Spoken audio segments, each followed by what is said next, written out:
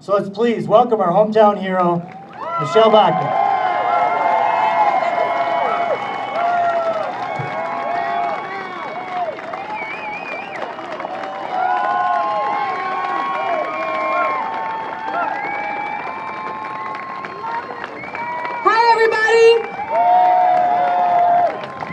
It is the face of sanity in Minnesota. You are here. Thank you for being here today.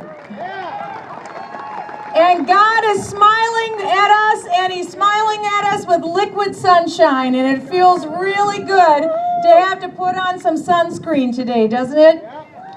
It's wonderful to be able to be here. Keith is exactly right. The 2014 campaign has already started against me. A couple of months ago, Nancy Pelosi declared that I would be her top target to defeat.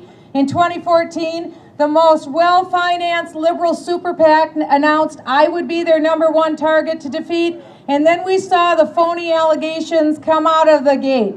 And so the race is on. This is what we're looking at. This is what passes for politics now. But we know what is true, and we're going to stand on what is true. And one thing that I have done when I went to Washington, D.C., I told you exactly what I would do. I was a champion for the Taxpayer Bill of Rights here in Minnesota. I've always been a strong conservative and a fiscal conservative. And I told all of you that's what I would do when I went to Washington, and I have done it.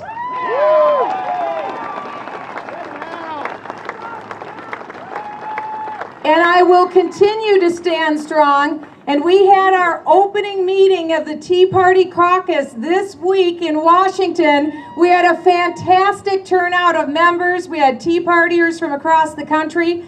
And just so that the media hears it from me, this is what the Tea Party stands for. We believe that we are taxed enough already.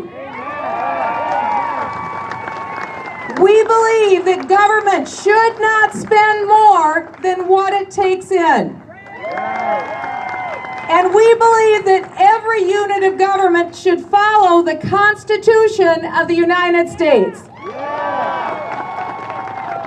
That's it. That's the Tea Party. So now, media, you've heard it from me. That's who we are, and we are proud of it. And the American people represent those values, the values that we hold dear. During the midst of all of the horrific news that we heard the last few weeks from the Boston Marathon bomber, you heard about the terrorists who were trying to blow up a train between New York and Canada with bombs near Niagara Falls, where nearly everyone most assuredly would have been killed. The ricin that was sent to senators, the other plots that seem to be unfolding day by day. In the midst of all that, another event of historic consequence occurred. And it was the passing of former Prime Minister Margaret Thatcher. She was a great hero. She was the most consequential female. Margaret Thatcher was the most consequential female political leader in the last 100 years. And it was sad that her passing did not receive the attention that it should have. But her legacy continues to live on, and her legacy and her example will continue to lead on. Because of her efforts, coupled with Ronald Reagan, coupled with the Pope, they were able to defeat the great totalitarianism of their time. And that was communism throughout the world.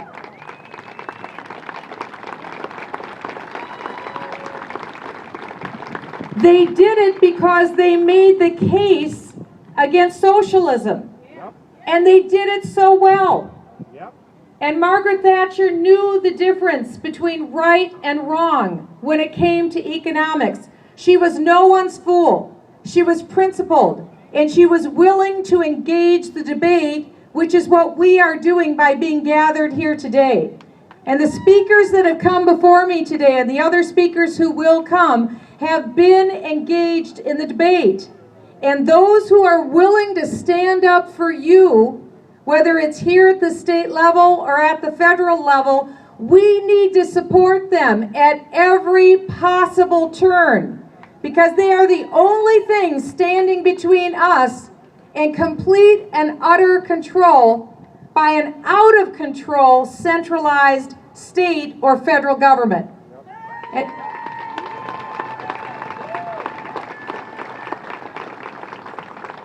Margaret Thatcher saw this when she was running to be Prime Minister. Let me just lay the context of the environment that Margaret Thatcher ran in.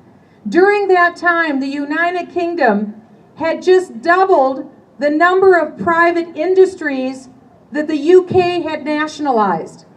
They saw a doubling in the increase of prices that the consumer was paying. There was a doubling in the rate of inflation. There was a doubling in the rate of unemployment. Sound familiar? Yeah. That's the environment that Margaret Thatcher chose to engage the debate, just like Ronald Reagan chose to engage the debate during the time of Jimmy Carter, when we saw similar statistics. And what